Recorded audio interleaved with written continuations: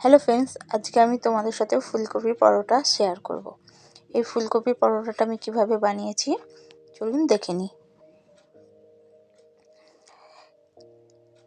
এখানে আমি একটা ফুলকপি নিয়েছি, আর এখানে একটা বাটিতে আমি পরিমাণ মতো নুন ও চিনি নিয়ে নিয়েছি। এখানে লঙ্কা, হলুদ আর জিরে গুঁড়ো নিয়েছি। এখানে একটা আদা, সামান্য 1 ইঞ্চির মতো আদা একটু ছেঁচে নিয়েছি, লঙ্কা কুচিয়ে নিয়েছি। এখানে আমচুর পাউডার আর জিরে গুঁড়ো আছে।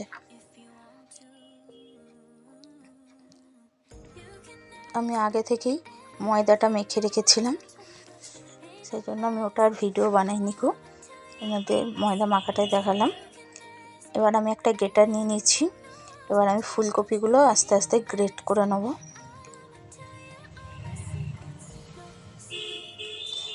এই আলুর পরোটার সাথে আপনি আলুর দম বা যে কোনো ঘুগনি, চানার সাথে দারুণ লাগে খেতে। অবশ্যই একবার বাড়িতে ট্রাই করে দেখবেন।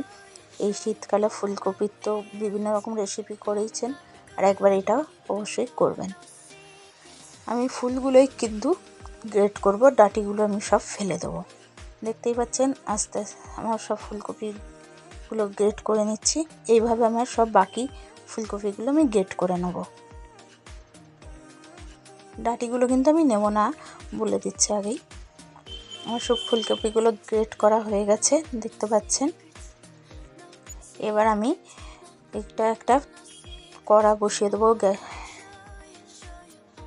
এবার আমার গ্যাসটা গরম হয়ে গেছে, কড়াটাও আমি ওর মধ্যে একটু তেল দিয়ে দিয়েছি। আমি একটুখানি জিরে ফোড়ন দিয়ে দিলাম। জিরেটা একটু ভালো করে নেড়ে চেড়ে ভেজে নেব। এবার এর মধ্যে আমি আগে থেকে যে গ্রেট করে রাখা ফুলকপিগুলো দিয়ে দিচ্ছি। এর মধ্যে আমি আদা বাটা আর কাঁচা লঙ্কা কুচি ওটা দিয়ে দিলাম।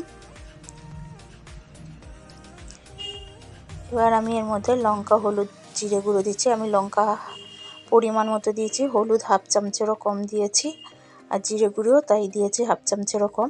আর পরিমাণ মতো নুন ও চিনিটা দিয়েছি।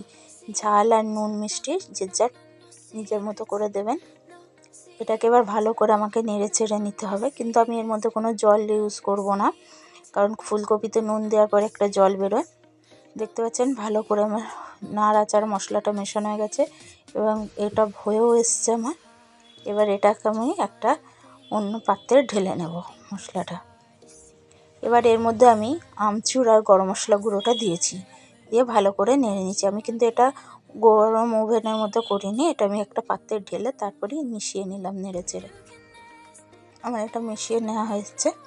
এবার চলুন পরোটাটা বানাবো।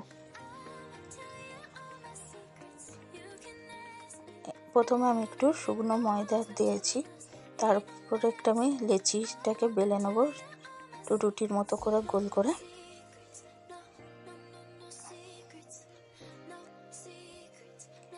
আমার একটু বেলা হয়ে গেছে রুটির মতো গোল করে। এবার এর মধ্যে আমি একটু পুর দিয়ে দেবো, যেটা আমি বানালাম এখন ফুলকপির পুরটা।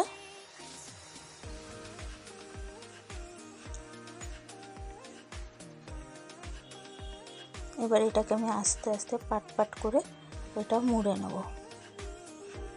আপনারা আপনাদের মতো করেও পুরটাও দিতে পারেন ময়দার মধ্যে, কিন্তু আমি এইভাবে পুরটা ভরে এটাকে হাতে করে ভালো করে গোল করে নিলাম।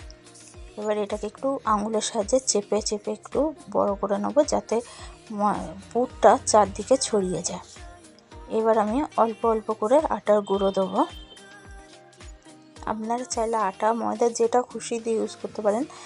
আমি কেন ময়দাটা আটা ময়দা মিশিয়েই বেলেছিলাম লেচি। দেখতে পাচ্ছেন আমার ময়দাটা বেলা হয়ে গেছে। পরোটার আকার করিনি, আমি গোল রুটির মতো করেই করেছি। এবার আমি গ্যাসে চাটুটাকে বসিয়ে দিয়েছি। চাটুটা মোটামুটি আমার গরম হয়ে গেছে। এবার আমি পরোটাটা দিয়ে দিলাম, তবে এটাকে আগে এপিট ওপিট করে রুটির মতো করে সেঁকে নিতে হবে। কিন্তু দেখতে পাচ্ছেন আমার এক পিঠ সেঁকা হয়ে গেছে।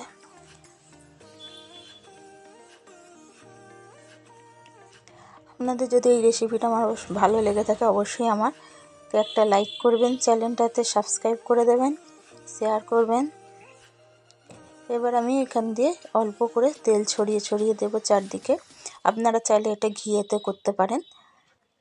আমি ভালো করে নেড়ে নেবো এপিট ওপিট করে। দেখতে পাচ্ছেন এইভাবে ভেজে নিতে হবে পরোটাগুলোকে। কি সুন্দর ফুলে ফুলে উঠছে, দেখতেই পাচ্ছেন সুন্দর হয়ে। পুরগুলোও বেরিয়ে আসছে না কিন্তু।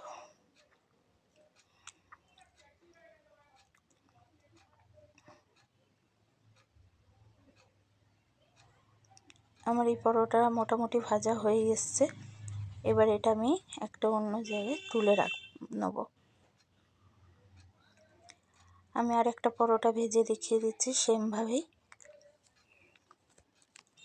আপনারা অবশ্যই এই রান্নাটা একবার বাড়িতে ট্রাই করে দেখুন, আশা করি নিশ্চয়ই ভালো লাগবে।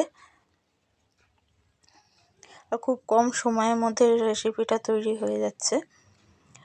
আর শীতকালে তো ফুলকপি অ্যাভেল, অবশ্যই ভালো লাগবে করতে। ভালো করে দুদিকটা আমি আগে সেঁকে নিয়েছি। এরপর এবার আমি তেল ছড়িয়ে দিলাম আবার। ভালো করে একটু এপিট ওপিট করে নেড়ে ভালো করে ভেজে নিতে হবে। এইভাবে আমি একে একে সব পরোটাগুলোই ভেজে নেব। দেখতেই পাচ্ছেন এগুলো সব কি সুন্দর হয়ে লাল হয়ে ফুলে উঠেছে, ভাজা হয়ে যাচ্ছে। এবার এটাও আমার মোটামুটি ভাজা হয়ে এসছে। এটাকেও আমি তুলে নেব এবার। ঠিক সেম পদ্ধতিতে আমি বাকি লেচিগুলো এইভাবেই ভেজে নেব। আমার সব ময়দাগুলো ভাজা হয়ে গেছে, পরোটাগুলো। আপনাদের যদি ভালো লাগে অবশ্যই আমার চ্যানেলটা সাবস্ক্রাইব করবেন। ধন্যবাদ।